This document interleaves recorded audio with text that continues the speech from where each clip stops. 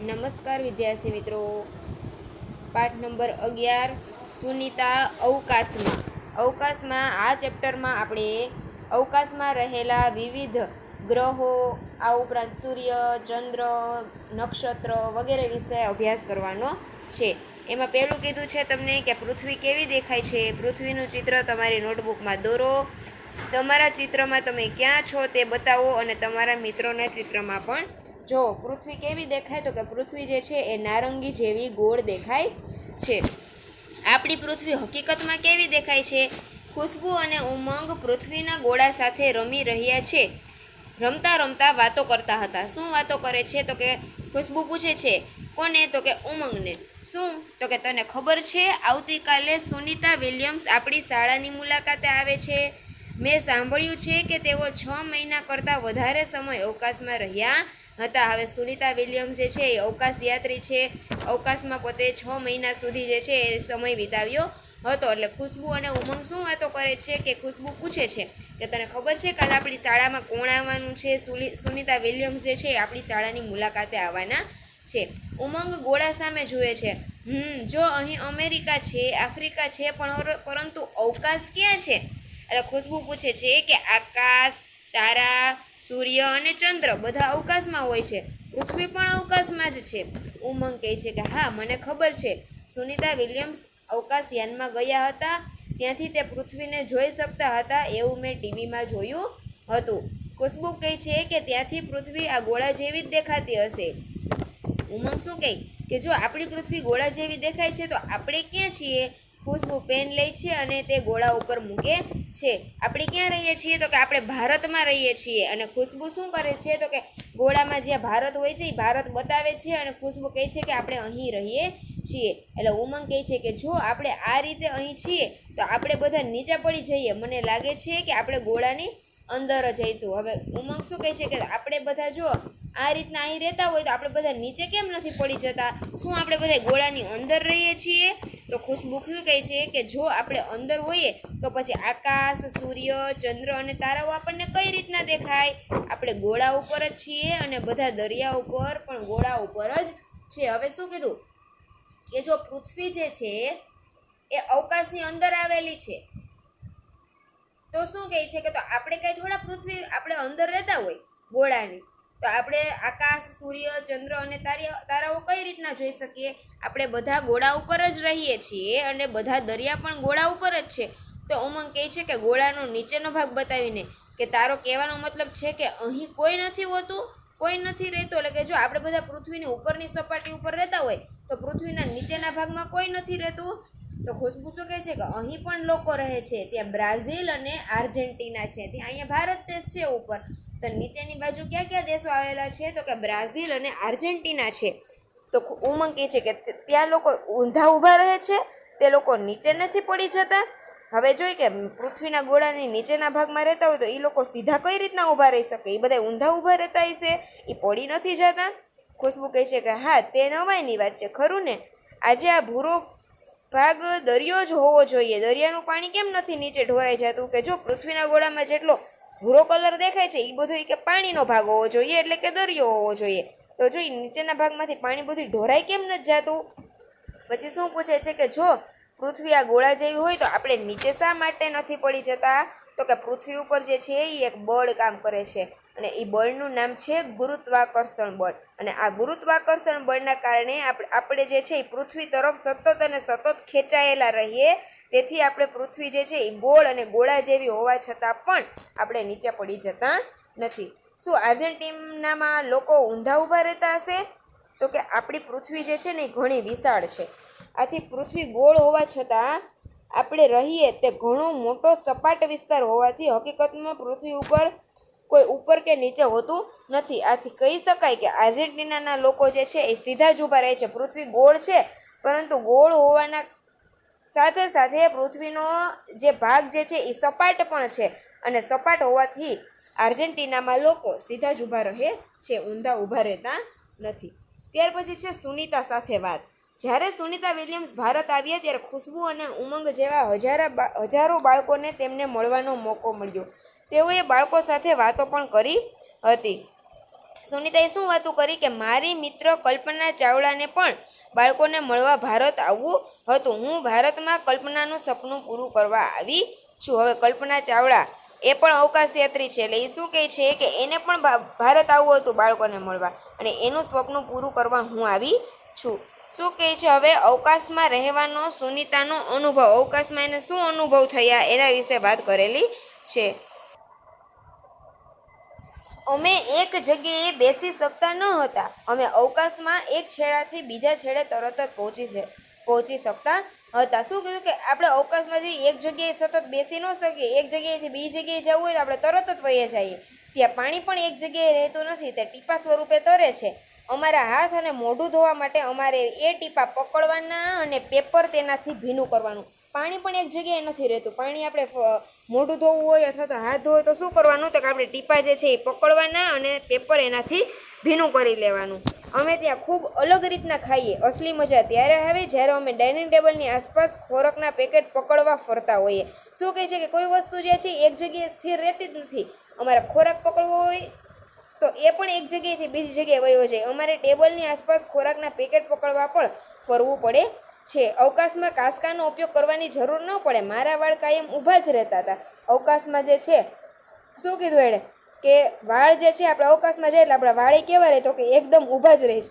અવકાશયાનમાં ચાલી શકીએ નહીં એટલે અમારે હવામાં જ તરતા રહેવું પડે. આપણે અવકાશયાનમાં ચાલી શકીએ નહીં. અમારે સામાન્ય વસ્તુઓ અલગ રીતે કરવી પડે. કોઈ એક જગ્યાએ સ્થિર રહેવા અમારે અમારા શરીરને બાંધવું પડે. કાગળો પણ અવકાશયાનની દિવાલો ઉપર ચોંટી જતા હતા. અને અવકાશમાં રહેવાની ખૂબ જ મજા આવે, પરંતુ તે મુશ્કેલ પણ છે. આપણે જો એક જગ્યાએ સ્થિર ઊભું રહેવું હોય તો આપણા શરીરને બાંધી દેવું પડે, તો આપણે ઊભા રહી શકીએ. બાકી એક જગ્યાએ સ્થિર ઊભા રહી શકીએ નહીં. ત્યાર પછી છે ફોટોગ્રાફ જુઓ અને લખો. શા માટે સુનિતાના વાળ એમનો ઊભા રહેતા હતા, તો કે જેમ પૃથ્વી ઉપર ગુરુત્વાકર્ષણ બળ છે એવી રીતના અવકાશમાં ગુરુત્વાકર્ષણ બળ છે નહીં. આથી ગુરુત્વાકર્ષણ બળની ગેરહાજરીમાં માથાના વાળ હવામાં તરતા હોય છે. એટલા માટે સુનિતાના વાળ પણ ઊભા રહે છે. સુનિતાના ફોટોગ્રાફ્સને જુઓ અને તેના ઉપર લખેલી તારીખો જુઓ. બધું શું અને ક્યાં બન્યું હશે, તો કે જો અહીં આપણને તારીખ સાથે આપ્યું છે કે જો 9/12/2006 એ શું કર્યું, તો કે અવકાશયાનમાં એને ઉડાન ભરી હતી. ત્યારબાદ 11 તારીખે તો કે અવકાશમાં પહોંચ્યા અને અવકાશયાન પર ગુરુત્વાકર્ષણ બળ લાગતું ન હોવાથી અવકાશયાત્રીઓના પગ જમીન ઉપર રહેતા નથી, તેથી તેઓ યાનમાં જ તરવા લાગ્યા. જો આ ફોટોગ્રાફમાં છે કે એના પગ જે છે એ જમીન ઉપર રહેતા નથી. ત્યાર પછી એ દિવસે બીજું શું થશે 11 તારીખે, તો કે અવકાશયાનમાં તરતા જ અવકાશયાત્રીઓએ ભોજન કર્યું હતું. જો આ બધા અવકાશયાનમાં જ છે અને અવકાશયાનમાં જ બધા ભોજન કરે છે. ત્યાર પછી જુઓ મારા વાળ ઊભા છે, કામમાં મુશ્કેલી પડતી નથી. જુઓ અહીંયા એકદમ વાળ જે છે એ સીધા ઊભા જ રહે છે, છતાં પણ કામમાં કોઈ પણ પ્રકારની મુશ્કેલી પડતી નથી. અને સુનિતા અવકાશની બહાર, હકીકતમાં અવકાશમાં કઈ તારીખ આપી છે 16/12. સુનિતા અવકાશયાનની બહાર જે છે અને અવકાશમાં સફર કરે છે. ત્યાર પછી છે વર્ગખંડ બન્યો અવકાશયાન. તમારી આંખો બંધ કરો અને તમારો વર્ગખંડ જે છે એ અવકાશયાન જે છે એવી કલ્પના કરો. તમારો વર્ગખંડ અવકાશયાન બની ગયો છે એવી તમારે કલ્પના કરવાની છે. ઝૂમ 10 મિનિટમાં તમે અવકાશમાં પ્રવેશ કરશો. તમારું અવકાશયાન હવે પૃથ્વીની આજુબાજુ ફરે છે. હવે કહો તમે એક જગ્યાએ બેસવા સક્ષમ છો, તો કે અવકાશયાનમાં આપણે એક જગ્યાએ બેસી શકીએ નહીં. ના, અમે એક જગ્યાએ બેસવા સક્ષમ નથી. તમારા વાળ વિશે શું કહેશો, તો કે અવકાશયાનમાં ગુરુત્વાકર્ષણ નથી, તેથી અમારા વાળ ઉપરની બાજુ ઊભા થઈ ગયા છે. અરે જુઓ તમારી બેગ અને પુસ્તકો ક્યાં જાય છે, તો કે અમારી બેગ અને પુસ્તકો હવામાં તરી રહ્યા છે. તમારા શિક્ષક શું કરે છે, તેમનો ચોક ક્યાં છે, તો કે અમારા શિક્ષક પણ ઉડી રહ્યા છે અને તે તરતા ચોકને પકડવાની કોશિશ કરે છે. તમે તમારું ખાવાનું કેવી રીતના જમ્યા, પાણી કેવી રીતના પીધું, તમે દડો ફેંક્યો તેનું શું થયું, તો કે અમે તરતા હતા, અમારું ખાવાનું પણ તરતું હતું. અમે ખોરાક પકડી તરતા જમ્યા. પાણી ટીપાના રૂપમાં તરતું હતું. પાણીના ટીપા પકડી અમે પાણી પીધું અને દડો ફેંક્યો તો તે તરતો છતની નીચે લટકવા લાગ્યો. શું તે આશ્ચર્યજનક નથી? પૃથ્વી ઉપર આપણે કોઈ પણ પદાર્થ ફેંકીએ તો તે ક્યાં આવે, તો કે નીચે જ આવે. આપણે દડો જે છે એ હવામાં ઉપર તરફ ફેંકીએ તો તે નીચે પડે છે અને આપણે તેને પકડવા સક્ષમ છીએ. હવે પૃથ્વી ઉપર છે આપણે કોઈ પણ વસ્તુ અવકાશમાં એટલે કે ઉપરની બાજુ ઉડાડીએ અથવા તો ઉપરની બાજુ ફેંકીએ એટલે એ વસ્તુ ફરી પાછી ક્યાં આવશે તો કે જમીન ઉપર જ આવે. અવકાશયાનની જેમ પૃથ્વી ઉપર આપણે આસપાસમાં ઉડતા તરતા હોતા નથી. આપણે પાણીનો પ્યાલો કે ડોલ ભરીએ તે ત્યાં જ રહે છે. જેમ સુનિતા વિલિયમ્સે કહ્યું કે પાણી ટીપાના રૂપમાં ફરતું નથી. હવે સુનિતાએ કીધું કે અવકાશમાં તો પાણી ફરતું હોય એવી રીતના પૃથ્વી ઉપર એવું કાંઈ થતું નથી, એક જ જગ્યાએ સ્થિર રહે છે. પૃથ્વીમાં કશું ખાસ છે જેના કારણે તે શક્ય છે. પૃથ્વી બધું તેના તરફ ખેંચે છે. હવે આવું શા કારણે થતું હશે કે જો પૃથ્વી ઉપર તો આપણે કોઈ પણ વસ્તુ ઉપરની તરફ ફેંકીએ એટલે એ સીધી ક્યાં આવી જાય તો કે નીચે જ આવે. તો કે એની પાછળનું કારણ શું હોય? પૃથ્વી શું કામે બધી વસ્તુને પોતાની તરફ ખેંચે છે? તો કે પૃથ્વી ઉપર કયું બળ લાગે છે? ગુરુત્વાકર્ષણ બળ છે. અને ગુરુત્વાકર્ષણ બળના લીધે પૃથ્વી દરેક વસ્તુને પોતાની તરફ આકર્ષે છે. એટલા માટે કોઈ પણ વસ્તુ આપણે ઉપરની તરફ ફેંકીએ એટલે એ ક્યાં આવે? ડાયરેક્ટ નીચે. સુનિતા વિલિયમ્સ પૃથ્વીની 360 કિલોમીટર ઉપર અવકાશયાનમાં ગઈ હતી. વિચારો તે કેટલું દૂર છે? તમે જ્યાં રહો છો ત્યાંથી 360 કિલોમીટર કેટલું દૂર શહેર કે નગર છે તે શોધી કાઢો. સુનિતા વિલિયમ્સ પૃથ્વીથી આટલી બધી દૂર અવકાશમાં ગઈ હતી. હવે આપણા ઘરથી 360 કિલોમીટર જેમ આઘું થાય એવી રીતના સુનિતા વિલિયમ્સ પૃથ્વીથી 360 કિલોમીટર દૂર ગઈ હતી. હવે તમે કહી શકો કે સુનિતાના વાળ કેમ ઊભા રહ્યા હતા? તો કે અવકાશમાં ગુરુત્વાકર્ષણ બળ નથી એટલા માટે. અને કોઈ પણ ઢાળ પરથી પાણી કેમ નીચે આવે છે? પર્વતો પરથી પણ કેમ નીચે આવે છે? ઉપર કેમ નથી જતું? તો કે પૃથ્વીના ગુરુત્વાકર્ષણ બળના કારણે પૃથ્વી દરેક વસ્તુને પોતાની તરફ આકર્ષે છે. એટલા માટે દરેક વસ્તુ ઉપરથી નીચે આવે છે પરંતુ નીચેથી ઉપર જતી નથી. ત્યાર પછી છે એક નાનો કાગળ સિક્કાને ખેંચે છે. 5 રૂપિયાનો સિક્કો લઈ અને એક કાગળનો નાનો ટુકડો લો. કાગળ સિક્કાના 1/4 જેટલો હોવો જોઈએ, એટલે કે સિક્કાના ચોથા ભાગ જેટલો હોવો જોઈએ. એક હાથમાં સિક્કો પકડો અને બીજા હાથમાં કાગળ. બંનેને એક જ સમયે નીચે પડવા દો. શું થયું? હવે એક આપણે પહેલાં સિક્કો ફેંકીએ અને બીજા હાથમાંથી કાગળ, બંનેને એક જ સમયે નીચે મૂકશું એટલે શું થશે? તો કે સૌથી પહેલાં સિક્કો જે છે એ જમીન ઉપર પડી જશે. હવે નાનો કાગળ જે છે એ સિક્કા ઉપર મૂકો અને નીચે પડવા દો. આ વખતે શું થયું? હવે કાગળને જે છે એ સિક્કા ઉપર મૂકીએ અને ત્યાર પછી એને નીચે પડવા દઈએ એટલે શું થશે? તો કે સિક્કો જે છે એ સૌથી પહેલાં જમીન ઉપર પડે છે. ત્યાર પછી ઉંદર હાથીને ખેંચે છે. એટલે કે આ રમત રમવા માટે એક નાનો પથ્થર, એક મોટો પથ્થર, કાગળનો જાડો રોલ એટલે અથવા તો દોરાની ખાલી રીલ પણ લઈ શકાય. કાગળના બનેલા ઉંદર અને હાથી. 2 ફૂટ લાંબી દોરી લઈ એક છેડે નાનો પથ્થર બાંધો અને પથ્થર સાથે ઉંદર ચોંટાડો અથવા તો બાંધો. દોરીને કાગળના બનેલા રોલમાંથી પસાર કરો અને બીજા છેડે મોટો પથ્થર બાંધી અને હાથી ચોંટાડો. કાગળનો રોલ તમારા હાથમાં પકડો અને નાનો પથ્થર ફેરવવા તમારો હાથ ફેરવો. કોને ખેંચે છે તે તમને આશ્ચર્ય થશે. આ પ્રક્રિયા કરવાથી આપણને શું ખબર પડશે? તો કે એમાં ઉંદર જે છે એ હાથીને ખેંચતો હોય એવું દેખાશે.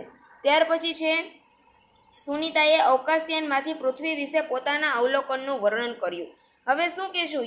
સુનિતા શું કહે છે કે અવકાશયાનમાંથી પૃથ્વી કેવી દેખાતી હતી એ કહે છે. તો કે પૃથ્વી કેવી ખૂબ જ સુંદર અને આશ્ચર્યકારક લાગે છે. અમે તેને અવકાશયાનની બારીમાંથી કલાકો સુધી જોઈ શકતા હતા. અમે પૃથ્વીનો ગોળ આકાર જોઈ શકતા હતા. પૃથ્વી જે છે એ ગોળ છે એ અવકાશયાનમાંથી કોને જોયું? તો કે સુનિતા વિલિયમ્સે જોયું અને ખૂબ જ આશ્ચર્યકારક પૃથ્વી દેખાતી હતી. પૃથ્વીના આ ફોટોગ્રાફ્સને જુઓ અને જે અવકાશયાનમાંથી લીધેલો છે. જો અવકાશયાનમાંથી પૃથ્વી જે છે એ આવી દેખાય છે. તે ફોટોગ્રાફ પરથી આજે આપણે જાણી શકીએ છીએ કે પૃથ્વી કેવી દેખાય છે. પરંતુ હજારો વર્ષો પહેલાં લોકો ફક્ત પૃથ્વી કેવી દેખાય છે તે વિશે અનુમાન જ કરી શકતા હતા. ફક્ત ને ફક્ત અનુમાન થતું, કોઈએ જોયું હતું નહીં. પૃથ્વી કેટલી મોટી છે, તે કેવી રીતના ફરે છે તે શોધવા વૈજ્ઞાનિકોએ સખત પ્રયાસ કર્યા છે. આ ફોટોગ્રાફ જુઓ અને કહો કે તમે ભારત જોઈ શકો છો? તો કે ના, આપણે ફોટોગ્રાફમાં ભારતને જોઈ શકતા નથી. તમે બીજી કોઈ જગ્યા ઓળખી શકો છો? તો કે હા, એમાં જે બ્લુ કલરનો ભાગ દેખાય છે એ બધો શું હશે? તો કે પાણીનો બનેલો છે. દરિયો ક્યાં છે? તો કે પૃથ્વીના ફોટોગ્રાફમાં જે બ્લુ કલરનો ભાગ દેખાય છે એ શું છે? તો કે દરિયો. તમારા વિચારે ગોળામાં અને આ પૃથ્વીના ફોટોગ્રાફ્સ વચ્ચે કઈ સમાનતા છે? કઈ રીતના અલગ છે? તો કે ગોળામાં અને પૃથ્વીના ફોટોગ્રાફમાં પૃથ્વી ગોળ છે એમ દેખાય છે, આ સમાનતા છે. અલગ એ છે કે પૃથ્વીના ફોટોગ્રાફમાં દેશ અને જગ્યા ઓળખવી મુશ્કેલ છે, જ્યારે પૃથ્વીના ગોળામાં દેશની સરહદો આપણે સરળતાથી ઓળખી શકીએ છીએ. સુનીતા જ્યારે અવકાશમાંથી પૃથ્વીને જોતી હતી ત્યારે તે પાકિસ્તાન, નેપાળ અને મ્યાનમારને ઓળખી શકતી હશે? તો કે ના, અવકાશયાનમાંથી ત્યારે જે પૃથ્વીને જોતી હોય ત્યારે તે પાકિસ્તાન, નેપાળ અને મ્યાનમારને જોઈ શકતી નથી, કારણ કે અવકાશમાંથી પૃથ્વી પરના દેશોની માત્ર ને માત્ર જમીન જ દેખાય છે, પરંતુ તે જમીન કયા દેશની છે એ જાણી શકાતો નથી. તમારી શાળામાં પૃથ્વીનો ગોળો જુઓ અને કહો. ગોળા ઉપરથી તમે શું કે ભારત જોઈ શકો છો? તો કે હા, આપણે ગોળા ઉપરથી ભારતને ઓળખી શકીએ છીએ. તમે ક્યાં ક્યાં દરિયો જોઈ શકો છો? તો કે ભારતની પૂર્વમાં, પશ્ચિમમાં અને દક્ષિણમાં દરિયો જોઈ શકાય છે. તમે ક્યાં ક્યાં દેશ જોઈ શકો છો? તો કે પૃથ્વીના ગોળામાં ભારત, ચીન, શ્રીલંકા, પાકિસ્તાન, ઓસ્ટ્રેલિયા, જાપાન વગેરે જોઈ શકીએ છીએ. તમે થોડા એવા દેશ જોઈ શકો છો જેની સાથે ભારત ક્રિકેટ રમે છે, ઉદાહરણ તરીકે ઇંગ્લેન્ડ, ઓસ્ટ્રેલિયા, પાકિસ્તાન, બાંગ્લાદેશ અને દક્ષિણ આફ્રિકા. તો કે હા, હું એવા દેશોને જોઈ શકું છું કે જેની સાથે ભારત ક્રિકેટ રમે છે, અને આ બધા દેશ ઉપરાંત ન્યૂઝીલેન્ડ, શ્રીલંકા અને ઇન્ડોનેશિયાને પણ જોઈ શકીએ છીએ. તમે પૃથ્વીના ગોળા ઉપર બીજું શું જોઈ શકો છો? તો કે પૃથ્વીના ગોળા ઉપર વિવિધ પ્રકારના ખંડો, દેશો, ધ્રુવ પ્રદેશો, મહાસાગરો, અક્ષાંશ, રેખાંશ વગેરે જોઈ શકાય છે. ત્યાર પછી ખુશ્બુ શું કહે છે? તો કે જો ગોળા ઉપર બે દેશો વચ્ચે સરહદો જોવા મળે છે તો આ સરહદો પૃથ્વી ઉપર જ હોય છે? તો કે હા, એ સરહદો જે છે એ પૃથ્વી ઉપર જ આવેલી છે. ઉમંગ કહે છે કે હોવી જ જોઈએ. આ પુસ્તકમાં ભારતના નકશામાં પણ સરહદો છે. અહીં જો બે રાજ્યો વચ્ચે પણ સરહદો આપેલી છે. ખુશ્બુ, જો આપણે દિલ્હીથી રાજસ્થાન જઈએ તો શું આપણને સરહદો જમીન ઉપર જોવા મળે?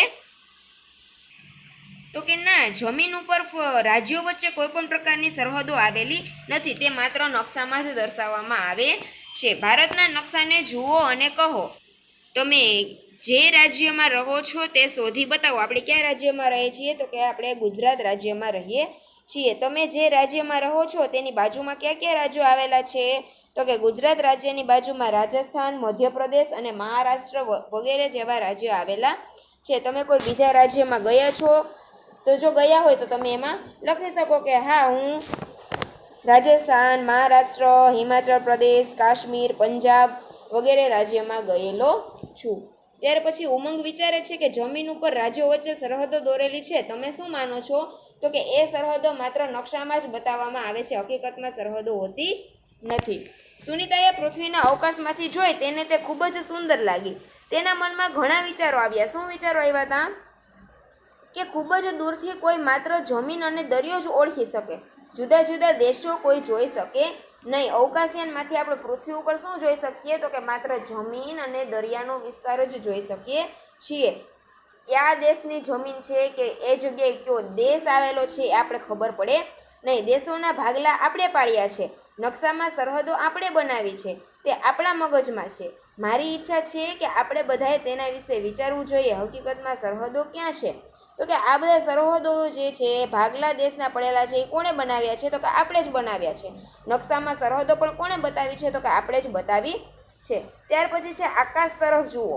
ઉમંગ શું કહે છે કે તે ચંદ્ર સામે જોતા આંખ બંધ કરે છે અને સિક્કો આગળ અને પાછળ કરે છે. જો હું ચંદ્રને સિક્કાની પાછળ સંતાડી શકું છું. આપણે જોઈએ તો આપણે અહીંથી જે છે ને ચંદ્ર ખૂબ જ નાનો લાગે, અને જો તમે પણ પ્રયાસ કરશો કે તમારા આંખ આડો જે છે તમે કોઈ પણ સિક્કો રાખી દો તો એનાથી તમે ચંદ્રને ઢાંકી શકો છો. ખુશ્બુ કહે છે વાહ, આટલા મોટા ચંદ્રને આટલા નાના સિક્કાથી સંતાડી દેવો. તમે પણ આવું સિક્કા વડે કરવા પ્રયાસ કેમ નથી કરતા? તમે ચંદ્રને સંતાડવા સિક્કો તમારી આંખથી કેટલો દૂર રાખશો? તો કે એ ચંદ્રને સંતાડવા માટે સિક્કો આપણી આંખથી 10 થી 15 સેન્ટીમીટર જેટલો દૂર રાખવાનો છે. ત્યાર પછી છે વિચારો. ચંદ્ર સિક્કા જેવો સપાટ છે કે દડા જેવો ગોળ? તમે શું વિચારો છો? તો કે ચંદ્ર જે છે એ દડા જેવો ગોળ છે. તમે ક્યારેય રાત્રે આકાશ ધ્યાનથી જોયું છે? ઝબકતા તારા ચમત્કારી નથી દેખાતા? તે ક્યારેક ચંદ્ર રૂપેરી અને તેજસ્વી દેખાય છે, તો ક્યારેક રાત્રિના અંધારામાં દેખાતા નથી. તો કે રાત્રે આકાશમાં ચંદ્ર અને તારાઓ દેખાય છે. આ ઉપરાંત તો કે ખરતા તારાના પ્રકાશના લીસોટા દેખાય છે અને ક્યારેક ક્યારેક ગ્રહો પણ દેખાય છે. આજે રાત્રે ચંદ્ર જુઓ અને તે કેવો દેખાય છે તે દોરો. 1 અઠવાડિયા પછી જુઓ અને દોરો, અને પછી 15 દિવસ પછી. જો ચંદ્રનું શું છે કે ચંદ્રની છે ને દરરોજ ચંદ્રની કળાઓ બદલાતી હોય. પૂનમના દિવસે ચંદ્ર જે છે એ સંપૂર્ણ ગોળ દેખાતો હોય, ત્યાર પછી ધીમે ધીમે ચંદ્રની કળાઓ ઘટતી જાય છે અને અમાસના દિવસે ચંદ્ર બિલકુલ દેખાતો નથી. ફરી પાછો ચંદ્ર જે છે ધીમે ધીમે વધતો જશે અને પૂનમના દિવસે ફરી પાછો સંપૂર્ણ ગોળ બની જશે.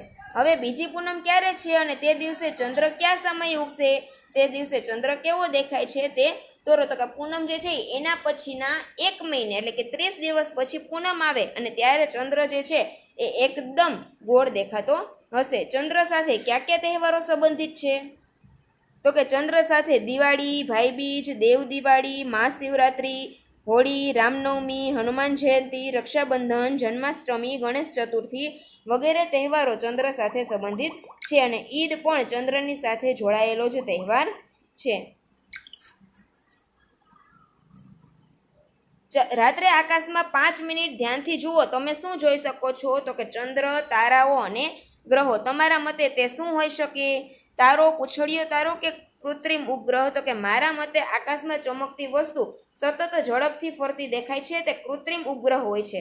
ઘણીવાર આકાશમાં જોરદાર તેજ લીસોટો દેખાય છે, તેને આપણે ખરતો તારો તરીકે ઓળખીએ છીએ. ઉપગ્રહનો ઉપયોગ ટીવી, ટેલિફોન અને આબોહવા જાણવા તેના વિશે વધારે જાણકારી મેળવો. તો કે ઉપગ્રહ જે છે એ કૃત્રિમ ઉપગ્રહ એટલે શું થાય? તો કે કૃત્રિમ ઉપગ્રહ છે ને એ માણસ દ્વારા અવકાશમાં છોડવામાં આવેલો હોય કે જે પૃથ્વીની નિશ્ચિત કક્ષામાં પરિક્રમણ કરે છે.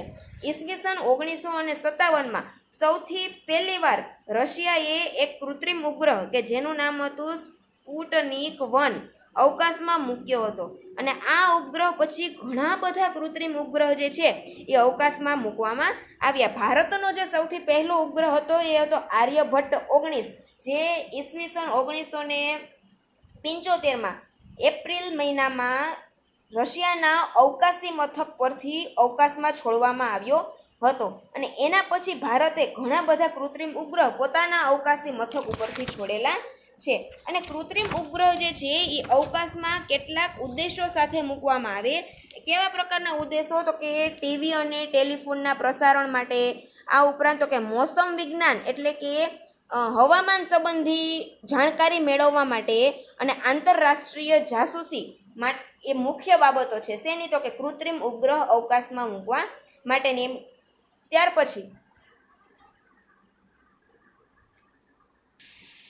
પછી આપણને ગાંધીનગરમાં કેટલીક તારીખોએ ચંદ્રના આથમવાનો સમય આપેલો છે.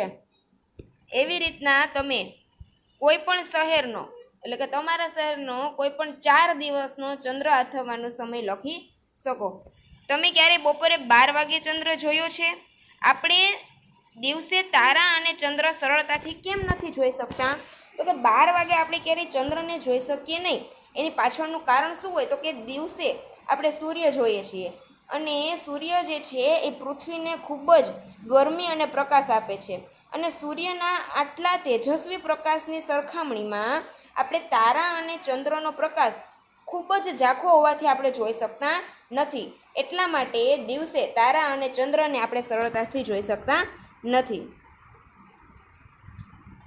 કવિ પણ કવિતામાં આવા જ પ્રશ્નો પૂછે છે કે ટમટમ ચમકે તારા, નીલ ગગનમાં ઝબકે તારા, કેટલા ગણી શકો છો તારા? હવે આપણે આકાશમાં રહેલા તારાઓને ક્યારેય ગણી શકતા નથી. અગણિત છે આકાશે તારા, એટલે કે આકાશમાં તારા જે છે એ કેવા છે? અગણિત છે કે એને ગણી શકાતા નથી. કોઈ પાસ છે તો કોઈ દૂર છે. જો કેટલાક તારા હોય આપણને એકદમ લાઇટિંગ ઝબુકતા હોય એવું દેખાય, ખૂબ જ પ્રકાશિત દેખાય, જ્યારે અમુક તારા જે છે એટલા બધા પ્રકાશિત હોતા નથી, ઝાંખા દેખાય. તો એની પાછળનું કારણ શું છે? તો કે કેટલાક પૃથ્વીથી નજીક છે જ્યારે કેટલાક પૃથ્વીથી દૂર છે. કેટલાક નામ ધરાવે તારા, કેટલાક તારાઓ નામ પણ ધરાવે છે. તમે સાંભળ્યું છે કે ભાઈ ધ્રુવનો તારો છે, તો એવી રીતના વિવિધ પ્રકારના તારાઓના નામ પણ આવેલા હોય છે. દિવસે ક્યાં છુપાય છે તારા? દિવસના તારા હોય જ છે, પણ ક્યાં છુપાઈ જાય છે? તો કે એ સૂર્યના તેજસ્વી પ્રકાશમાં એ દેખાતા નથી અને છુપાઈ જાય છે. અને રાત્રે ફરવા નીકળે છે તારા.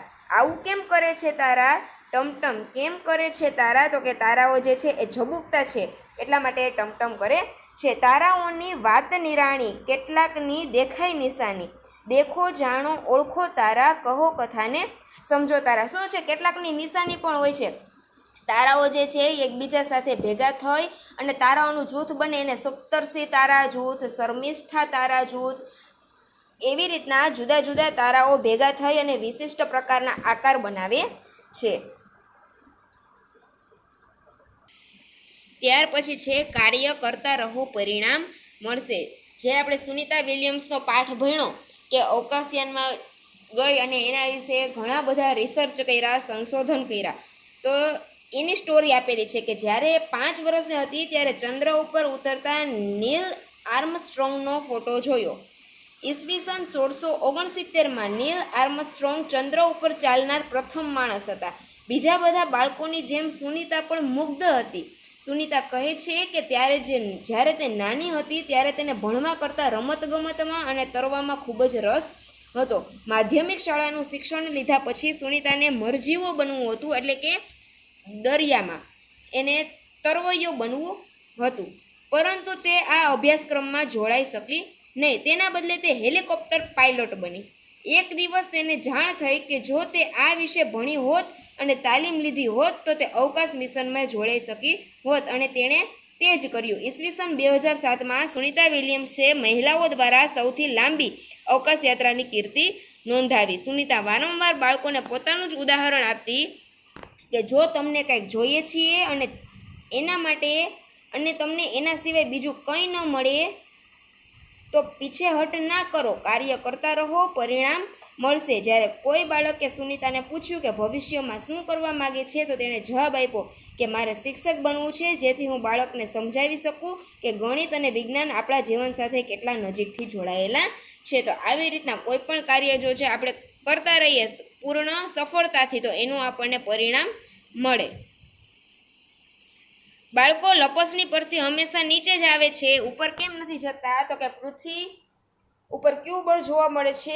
ગુરુત્વાકર્ષણ બળ. અને ગુરુત્વાકર્ષણ બળના લીધે કોઈ પણ વસ્તુ હંમેશા નીચે જ આવે, ઉપર જતી નથી. અને જો આ લપસણી અવકાશયાનમાં હોત તો બાળકો આવી કરી શકતા હોત? તો કે ના. અવકાશયાનમાં જેમ ગુરુત્વાકર્ષણ બળ પૃથ્વી ઉપર જોવા મળે એવી રીતના અવકાશયાનમાં ગુરુત્વાકર્ષણ બળ નથી. આપણે તારાઓ મોટા ભાગે રાત્રે જ કેમ જોઈએ છીએ? તો કે દિવસે સૂર્યપ્રકાશની ગરમી અને સૂર્યના પ્રકાશથી તારાઓ જે છે એ દેખાતા નથી.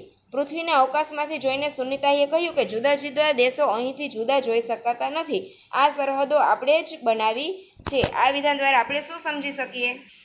તો કે દેશોની સરહદો માનવીઓ દ્વારા પોતાના સ્વાર્થ માટે બનાવવામાં આવેલી છે.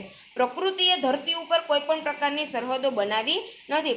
પ્રકૃતિની નજરમાં તો બધા સમગ્ર વિશ્વ પૃથ્વીના નિવાસી છીએ અને વસુધૈવ કુટુંબકમની ભાવનાથી આપણે બધા એકબીજા સાથે જોડાયેલા છીએ.